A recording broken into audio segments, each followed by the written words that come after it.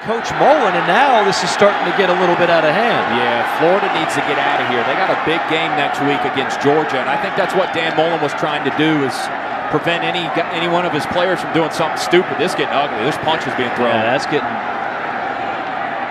beyond ugly. That's another one thrown. Zachary Carter in there for Florida. Oh, this goodness. is getting bad. I mean, there's going to be some severe ejections. This is absolutely the last thing that Dan Mullen wanted for his ball club going into the cocktail party next week. And they are having a whole lot of problems trying to break this up. And something happened after that play that incited Dan Mullen and the Gator squad.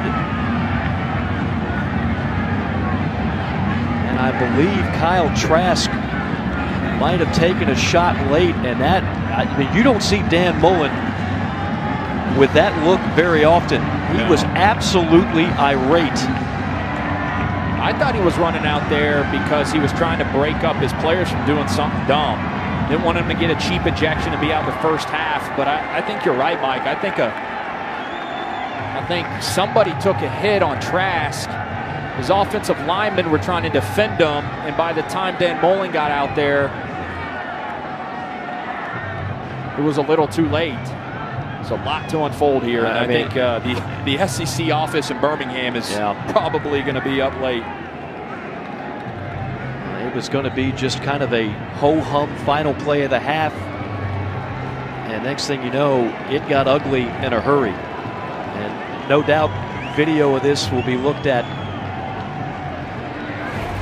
You could have some suspended players in time. This is Trask on the pass. And oh my. That is Trajan Jeffcoat on the shot.